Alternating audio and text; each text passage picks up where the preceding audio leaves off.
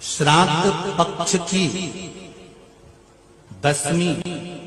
एकादशी और द्वादशी, इन तीन तिथियों पर एक रोटी में थोड़ा सा मीठा रखकर सोमक पितृ का नाम लेकर यदि गाय को खिला दिया जाता है तो अगर कोई पूर्वज प्रेत योनि में भी पड़ा हुआ होता है, भटक रहा होता है, जिसको पिंड नहीं मिला, जो अचानक मर गया होता है, अधोगति में चले गया होता है, उस जीव की मुक्ति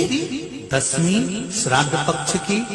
एकादशी श्राद्ध पक्ष की और द्वादशी श्राद्ध पक्ष की, ये 3 दिन सोमक पितृ का नाम लेकर रोटी में, पूड़ी में मीठा रखकर अगर गाय को खिला दिया जाता है, ये 3 दिन तक, तो वो पितृ कभी भटकते नहीं है, उनको मुक्ति प्राप्त हो जाती है, मोक्ष में।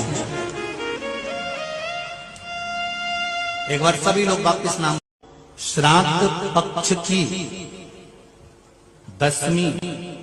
एकादशी और द्वादशी,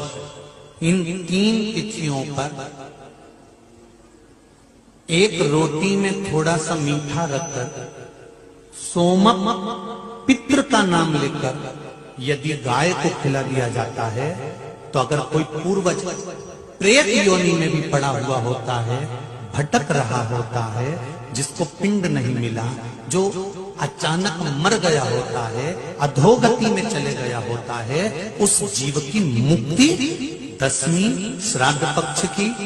एकादशी श्राद्ध पक्ष की और द्वादशी श्राद्ध पक्ष की, ये 3 दिन सोमक पितृ का नाम लेकर रोटी में, पूड़ी में मीठा रखकर अगर गाय को खिला दिया जाता है, ये 3 दिन तक, तो वो पितृ कभी भटकते नहीं है, उनको मुक्ति प्राप्त हो जाती है, मोक्ष में।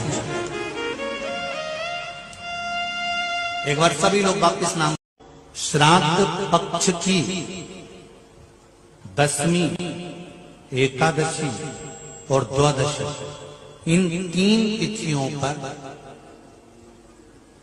एक रोटी में थोड़ा सा मीठा रखकर सोमक पितृ का नाम लेकर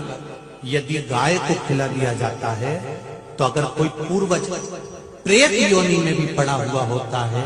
भटक रहा होता है, जिसको पिंड नहीं मिला, जो अचानक मर गया होता है, अधोगति में चले गया होता है, उस जीव की मुक्ति दसवीं श्राद्ध पक्ष की, एकादशी श्राद्ध पक्ष की और द्वादशी श्राद्ध पक्ष की, ये 3 दिन सोमक पितृ का नाम लेकर रोटी में, पूड़ी में मीठा रखकर